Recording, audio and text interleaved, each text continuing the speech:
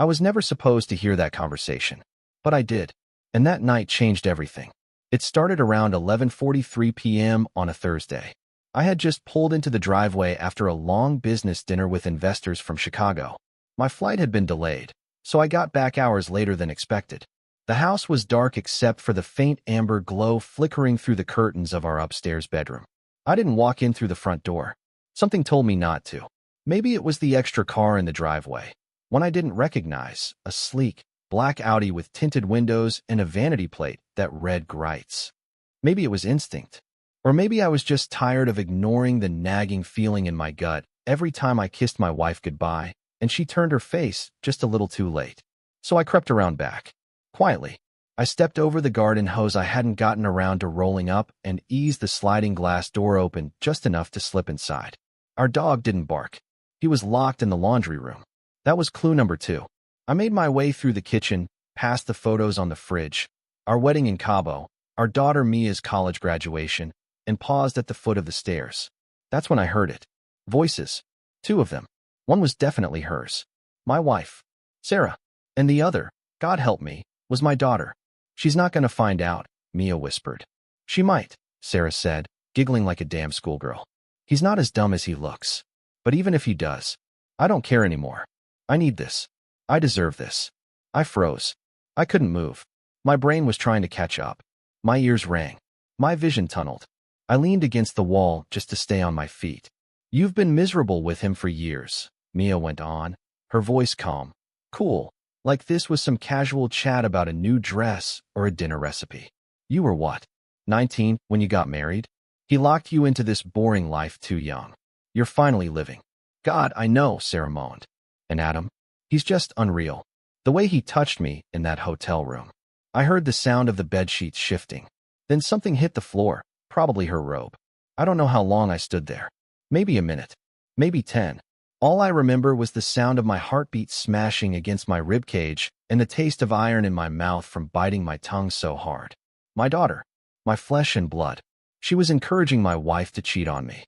And Sarah, my wife, was giggling upstairs with a man in my house. In my bed. While I stood below, listening like some ghost trapped in a nightmare. I wanted to storm in. Flip the bed. Drag them both out by the hair. But I didn't. Not that night. That night, I turned around, walked back through the sliding glass door, and drove off into the darkness. Not because I was weak, but because I needed time. I needed clarity. And more than anything, I needed a plan. Because now, this wasn't just betrayal. It was war. I didn't sleep that night. I drove for hours with no destination, just the hum of the engine and my thoughts gnawing at my brain like termites in rotten wood. I kept seeing their faces. Sarah's smirk. Mia's cold encouragement. I had raised that girl. Held her when she scraped her knees. Cheered for her at soccer games. Paid her tuition. And now she was playing wingman to the woman who used to swear she'd love me until death. The sun rose before I even realized I had crossed the state line. I stopped at a gas station in Indiana, splashed water on my face in the dirty restroom, and stared at the stranger in the mirror. Bloodshot eyes. Stubble I hadn't planned to grow. Rage pulsing just beneath the surface like magma waiting to blow. By the time I made it back home that evening, the Audi was gone. So was Sarah. Mia, on the other hand, was in the kitchen, sipping orange juice like nothing had happened. She looked up and smiled when I walked in, like I hadn't just overheard her helping to destroy my marriage. You're back, she said casually. I looked at her for a long second. She didn't flinch. Where's your mom? I asked. Out, she shrugged. Said she's having dinner with Taylor. You know, girl time. I didn't answer. Just walked over to the fridge, pulled out a beer, and leaned against the counter, watching her. Mia looked up from her phone, that same smug smile twitching on her lips. You okay, Dad? That word stung. She still called me Dad, like she hadn't just gutted me and danced in the blood. I wanted to scream. I wanted to throw the bottle at the wall and demand an explanation. But I didn't. Not yet.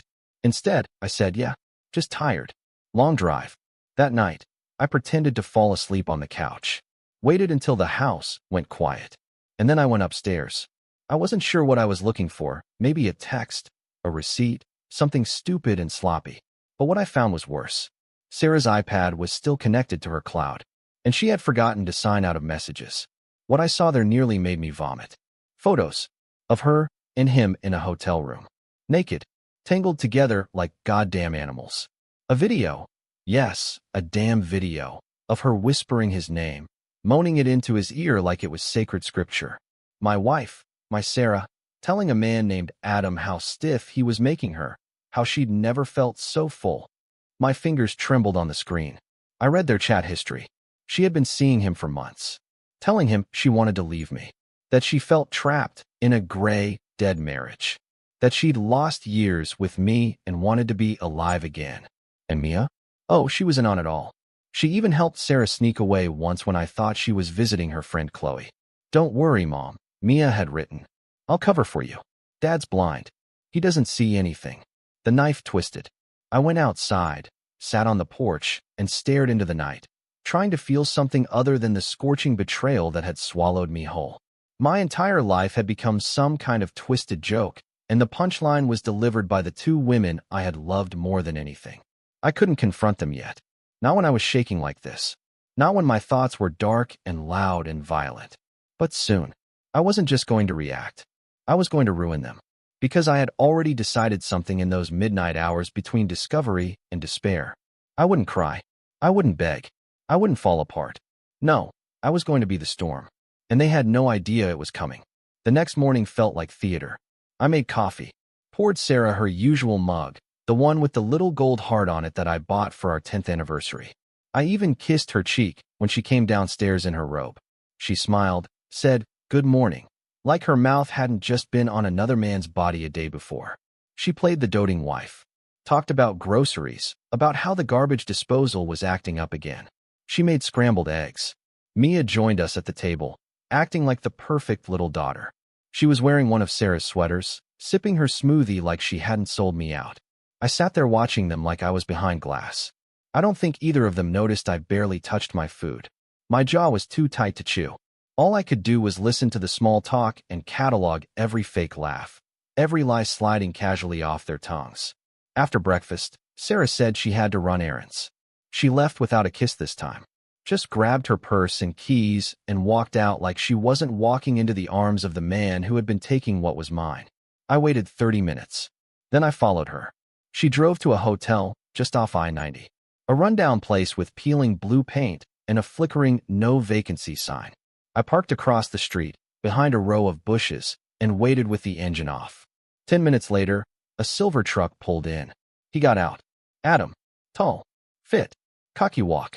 Aviator sunglasses and some designer jacket that screamed, "I think I'm untouchable." Sarah ran to him like a teenager. He grabbed her waist. She leaned in and whispered something that made him laugh. Then they disappeared into room 206. I stayed another 15 minutes. Long enough to feel the rage boil over again. Then I drove off before I did something reckless. But I had enough now. Enough to destroy her. That night, I copied every message. Every photo. Every video. I made a folder on a flash drive, labeled it "For Your Lawyer," and tucked it into my safe. I wasn't going to let her walk away from this clean. Not after what she'd done. Not after what they had done. And then I got an idea. Something cold. Something calculated. The kind of idea you only have when you've been betrayed so deep it changes your chemistry. I was going to flip the script. Make her doubt everything. Make her feel crazy. Make her world as unstable as she made mine. The next day, I started planting small seeds. I complimented her more than usual. Brought home flowers. Told her I wanted to reignite the spark. At first, she looked suspicious. Then flattered. She started acting warm again, cuddling on the couch, saying she was glad we were trying. I could see the wheels turning in her head. She thought she had won. Thought she could keep her side thing going while I was desperate to fix things. Mia, on the other hand, was harder to fake around. Every time I looked at her, I remembered the messages. The smug tone. The betrayal. She was still my daughter. My blood. But there was a rot in her I couldn't ignore anymore. I started locking my office door. Changing my passwords. Keeping everything on an encrypted drive. I didn't trust either of them. I couldn't. One night, around 1 a.m., I heard her sneak out. She thought I was asleep. She thought I hadn't noticed the soft click of the front door or the car pulling out of the driveway. But I was awake. Wide awake. I got dressed. Grabbed the burner phone I'd bought the day before. I had already slipped a tracker in her purse earlier that week. I checked the app. Hotel 206 again. Of course. This time I didn't follow. This time, I made a call. Not to Adam, not to Sarah, but to a private investigator I knew from years back. A guy who owed me a favor. I gave him the address. Told him to get everything. Photos, plates, timelines. I wanted a portfolio that would make a judge's jaw drop. Because when I was done with Sarah and Mia, they weren't just going to lose me. They were going to lose everything. 3 days later, the PI called. I got what you asked for, he said. More than enough. He emailed over a zip file. I waited until I was alone in my office, door locked, blinds drawn. My hands trembled as I opened the folder. There they were, clear, high-resolution shots of Sarah and Adam entering that same grimy motel room, hand in hand. A timestamp on every frame. One photo showed them standing in the parking lot, her leaning in, whispering something with that smile I used to think was mine. Another showed them exiting 2 hours later, her lipstick smudged, his shirt untucked. And the best one? A video from a hidden dash cam the PI had planted the night before, capturing them through the window. Not the full act, but enough. Enough to show her on his lap, straddling him, shirt off, laughing like she didn't have a ring on her finger. I watched it all in silence. No tears, no screams, just a cold, hollow calm settling in my chest like winter. Later that night, I cooked dinner. Lasagna, her favorite. Mia was out with friends, or so she said. Probably meeting some boy she hadn't told me about. I lit candles, poured wine, set the table like we were on a damn anniversary date. When Sarah walked in, she froze. What's all this? I smiled. Just wanted to do something nice. She hesitated, then slowly relaxed. Sat down, took a sip of the wine I'd poured her. She complimented the sauce. Told me she loved how thoughtful I was being lately. Said she felt close again. I almost laughed. Instead, I reached across the table, took her hand, and said, "Do you ever think about honesty, Sarah?" She blinked. What do you mean? Just truth. How much it matters in a marriage. A beat of silence. Then her smile twitched. Of course. What? I let go of her hand, stood up, and walked over to the side table. Pulled out a thin folder and dropped it in front of her plate. She looked down, flipped it open. The first page was a printed photo. Her and Adam walking into the motel, time-stamped and labeled. She stopped chewing, eyes frozen on the image. Then flipped to the next page. Another photo. Then another. Then a still from the dashcam video. Her mouth opened, but no words came out. I sat back down and looked at her. Go ahead. Explain it. She pushed the folder away. This isn't what it looks like. Don't, I said quietly. Don't insult me by pretending. Tears welled up in her eyes. Real or fake, I didn't care anymore. I didn't mean for this to happen. Really? Because it seems like you meant it for a while now. She stood, backing away from the table. You've been spying on me? I leaned in. No, Sarah. I've been watching you betray everything we built. And your daughter, our daughter, helped you. She froze. You think I didn't know? I hissed. I heard you. That night. Upstairs. You were laughing. Mia was encouraging you. She said I was blind. You two really thought I'd never see it, huh? She collapsed into the chair, hands shaking. I didn't want to hurt you. Then why did you do it? I was lonely, she snapped. You were always working. Always busy. I needed something. I needed to feel wanted. I stood again, fury boiling just beneath my skin. So you let our daughter cheer you on while you spread your legs for some clown in a Motel 6? Don't talk to me like that, she shrieked. I laughed. It wasn't a happy sound. More like something breaking. You don't get to cry now, Sarah. You don't get to play the victim. She looked up at me, mascara streaking down her cheeks. What are you going to do? I leaned in, my voice ice. I'm going to end this marriage. And I'm going to make sure when I walk away, you and Mia are left with the pieces. She gasped. You wouldn't. I already have. She ran upstairs crying. I let her go. I sat back down and finished my wine. Slowly, calmly. I wasn't done yet. Because Mia didn't know what was coming. And I was saving the best for her. Mia came home around midnight. I was still awake, sitting in the dark living room, the only light coming from the soft glow of the TV. Not watching, just waiting. Her footsteps were light, like she was trying not to wake anyone up. But I called out anyway. Have fun tonight. She jumped. Dad? You scared me. I didn't respond. Just stared at her as she stepped into the room, still wearing that oversized hoodie she always borrowed from Sarah. I could see the nervous flicker in her eyes as she walked closer. You okay? I nodded slowly. Yeah, I'm good. Just had a long talk with your mom. She stiffened. Oh, I let the silence hang there. Just long enough for her to squirm. She told me everything. I said finally. And by everything, I mean what you already know.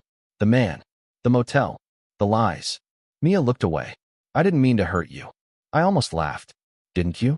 Because from what I heard, you were coaching her through it like a personal trainer.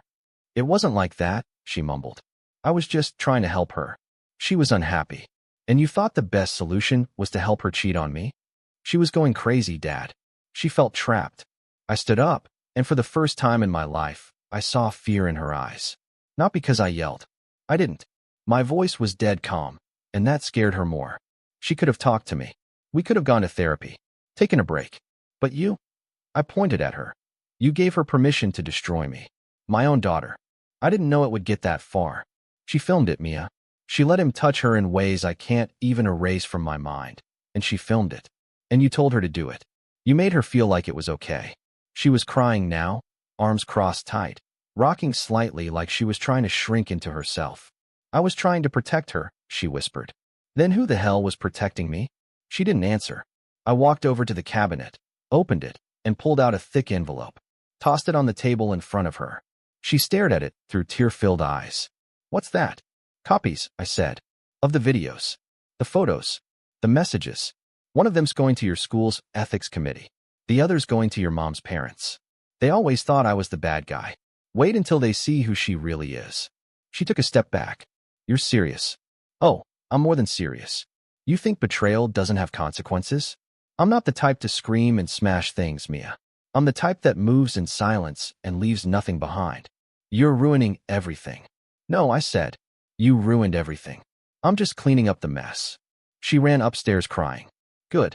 I didn't follow. That night, I slept in the guest room, locked the door, left my phone on silent. My mind wasn't racing anymore. It was quiet, clear, focused. The next morning, Sarah was already downstairs. Her eyes were puffy. She had clearly been crying all night. She didn't say anything. Neither did I. I just handed her an envelope and told her to open it after I left. Inside was a copy of the divorce papers, a note, and a flash drive. The note was simple. You lied. You cheated. You broke everything. This is me choosing peace. I left, drove straight to my lawyer's office. We filed that afternoon.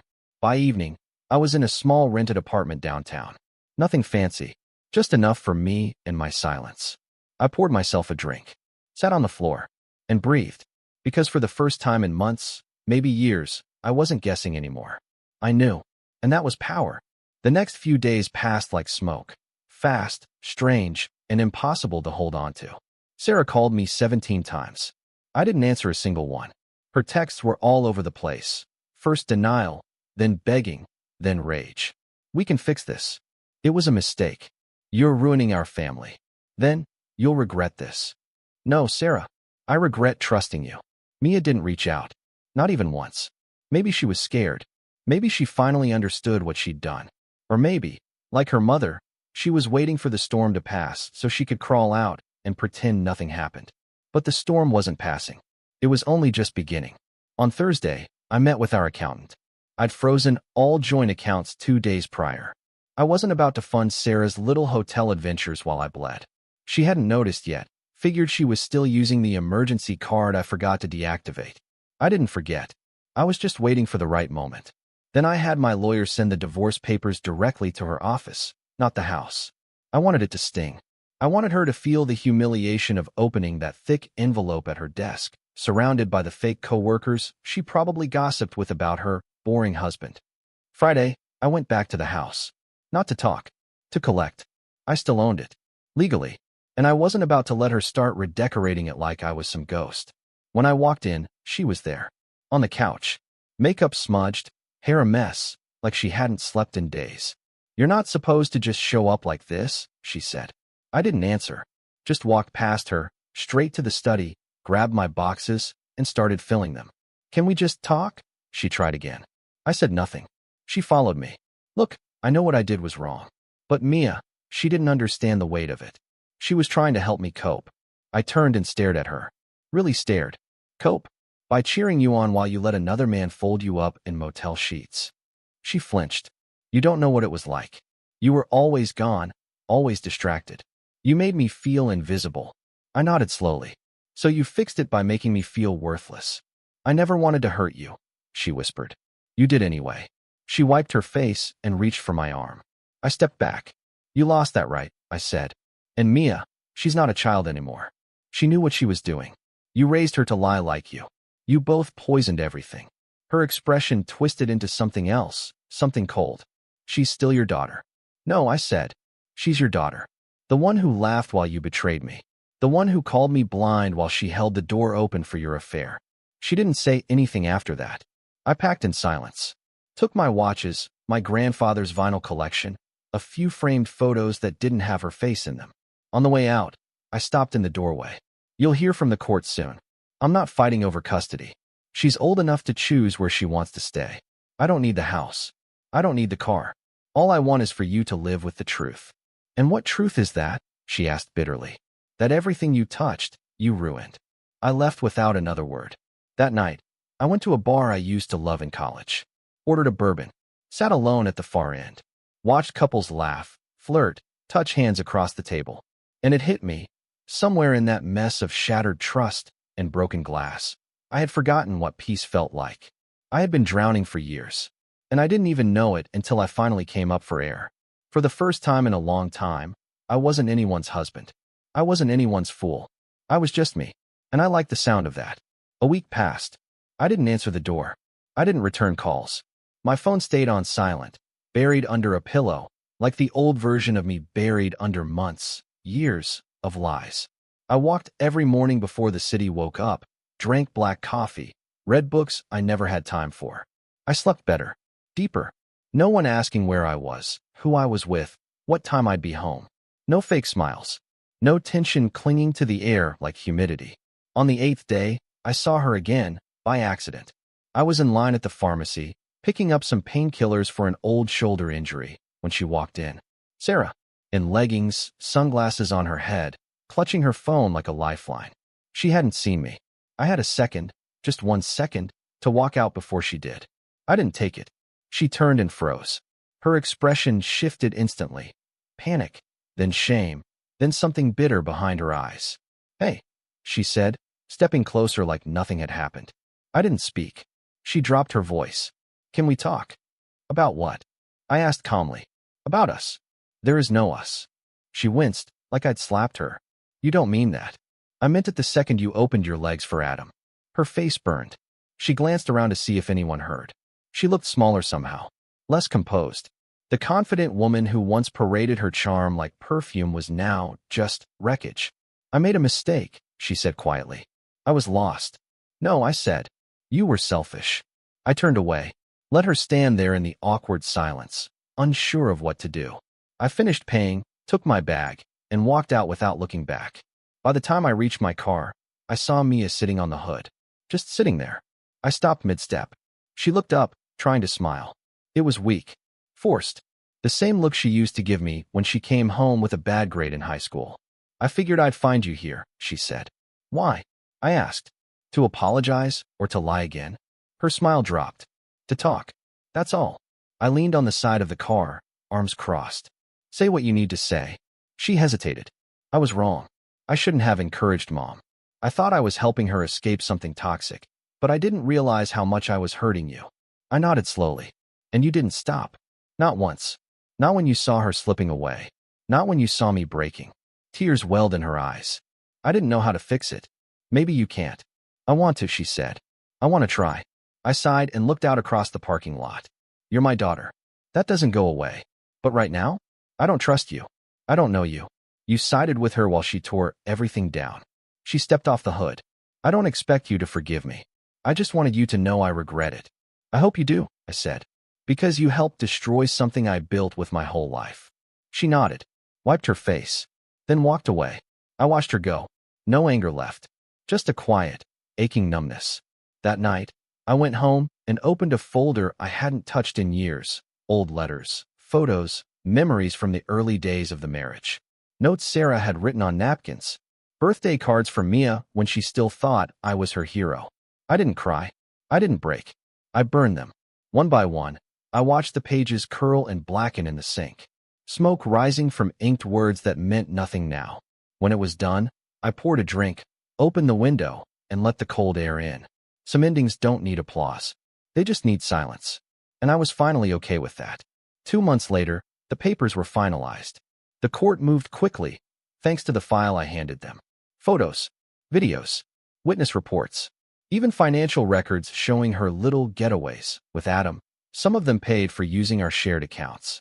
The judge didn't look at her with pity, just disappointment. She cried in the courtroom, of course. Played the role. Wore beige, kept her makeup soft, like that could somehow undo what she did. It didn't. The house went to me. She didn't fight it. I gave it up anyway. Sold it a week after the ruling. I didn't want those walls. That kitchen. That bed. That cursed front porch where she kissed me the same week she first slept with him. The money went straight into a new place, small, modern mine. As for Mia, she stayed silent through most of it. Didn't speak at the hearings. Didn't text. Nothing. Then, one morning, she showed up outside my apartment. No warning. Just stood there, holding a box. I opened the door, but didn't invite her in. She looked different. Older somehow. Like the last 2 months had chewed her up and spit her out. I brought your things, she said quietly. From the house. I looked down at the box. A few books. A framed photo of me and her when she was little. A watch I thought I'd lost. I figured you might want them. Thanks, I said. Flat. Cautious. She hesitated. Can we talk? Just a minute. I leaned against the doorframe. I've been in therapy, she said. I've been trying to understand why I defended her so hard. Why I didn't see what she was doing to you. To us. I didn't say anything. I think I wanted to believe she was the victim because it made me feel like I wasn't choosing sides. But I was. And I chose wrong. I nodded once. Yeah, you did. She swallowed. I want to earn it back. Not forgiveness, just a chance to be in your life again. Even if it takes years. I looked at her, really looked. Not as the girl who stabbed me in the back, but as the woman standing in front of me, cracked open and raw. I don't hate you, Mia, I said. But you don't get a clean slate just because you regret it. Trust isn't a light switch. It's brick by brick. I'll build it, she said. If you let me. I stepped aside and nodded toward the kitchen. You want coffee? She blinked, eyes wide, like that small gesture meant everything. Yeah, she whispered. I'd like that. We didn't say much after that. Just sat at the table, 2 mugs between us, old air between us, too. But it wasn't heavy. Not like before. It was the beginning of something. Not forgiveness. Not yet. But something. That night, I stood on my balcony alone, looking out at the city lights, the buzz of life below. I thought about who I was 3 months ago. The man who thought he had a family, a future, a wife who still loved him. He died. And in his place, I was building something else. Slower. Stronger. Wiser. Sarah never got in touch again. Adam disappeared from the radar. Maybe she was with him. Maybe not. Didn't matter. She was someone else's mistake now. Mine was letting her in as deep as I did.